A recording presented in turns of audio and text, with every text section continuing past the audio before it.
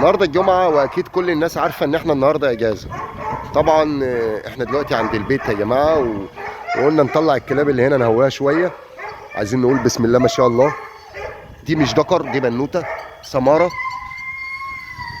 تمام، كلبة رويال بلاك سمارة مرات شيكا اهي. بسم الله ما شاء الله. دي كلبة رويال بلاك يا جماعة، عايزين كله يقول بسم الله ما شاء الله. سمارة.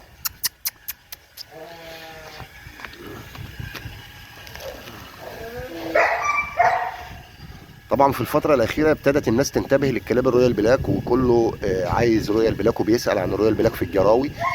فقلنا خلينا نخش على الباب ده كده ونشتغل عليه. طبعا حبيت اوريكم بس، وهوريكم شيكا دلوقتي.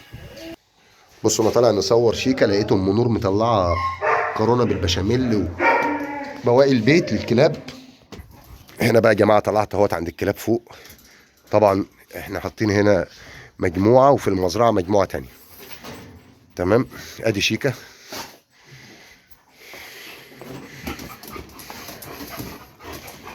ايه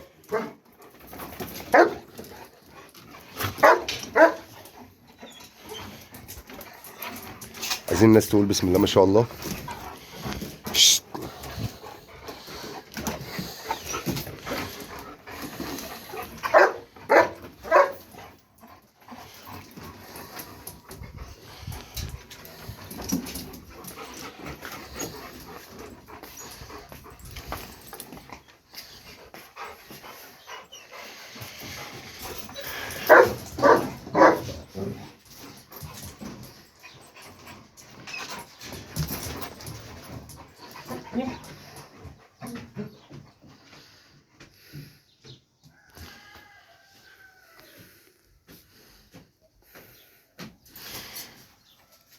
طبعا احنا منزلين نتات تحت علشان بنديلهم شويه علاجات وفيتامينات وحاجات زي كده.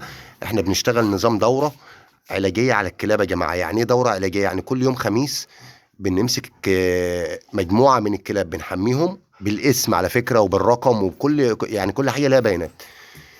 مجموعه من الكلاب بنحميهم وبعد كده بننزلهم تحت نسرحهم ونحط لهم زيت شاور ونحط لهم علاجات فيتامينات وندي مضادات حيويه وندي علاجات كتير. تمام. طبعا هنا دول دكوره وفي كلاب في المزرعه غير هنا.